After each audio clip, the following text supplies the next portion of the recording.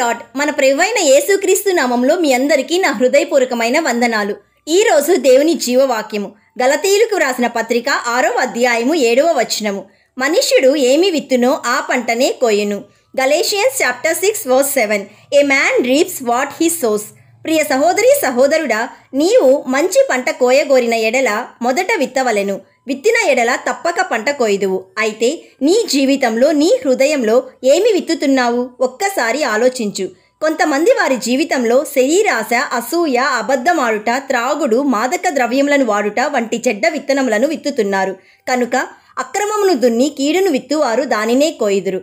మరికొందరు వారమంతయు తమ ఇష్టానుసారముగా చెడు విత్తనములను విత్తిన తరువాత ఆదివారం ఉదయంన చర్చికి వచ్చి ఆ చెడు ప్రభావములు మొలకెత్తకూడదని ప్రార్థిస్తారు. అయితే దేవుని వాక్యం సెలవిస్తుంది, అతిక్రమములను దాచిపెట్టువాడు వర్ధిల్లడు, వాటిని ఒప్పుకొని విడిచిపెట్టువాడు ప్రభు యొక్క కనికరం పొందును. కాబట్టి ఆదివారము చర్చికి వెళ్ళుట మాత్రము చాలునని నీవు తలంచవద్దు.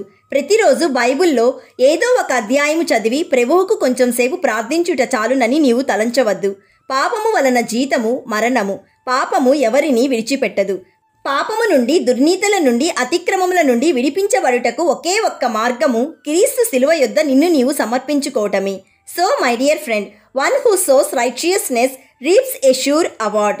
కాబట్టి ప్రియ సహోదరి సహోదరుడా, నీవు నీ జీవితంలోనూ నీ కుటుంబంలోనూ దేవుని వాక్యమును విత్తుచు సత్క్రియను ఓపికగా చేయుచు మహిమను, ఘనతను, అక్షయతను వెతుకవలెనని, నిత్య జీవమను ఫలమును పొందవలెనని మేము ప్రార్థిస్తున్నాము. ప్రార్థన చేసుకుందాం, ఏకీభవించండి. ప్రభువైన యేసయ్య, ఈరోజు మాకిచ్చిన జీవవాక్యమును బట్టి నేను స్తుతిస్తున్నాము.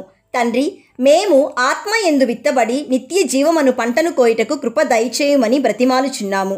ఈరోజు జీవవాక్యం వింటున్న ప్రతి ఒక్కరూ వారి కుటుంబాలు, ఉద్యోగం, వ్యాపారం, పరిచర్య నీలో ఫలించాలని జ్యోతిర్మయుడైన యేసయ్య నామంలో అడుగుచున్నాము తండ్రి.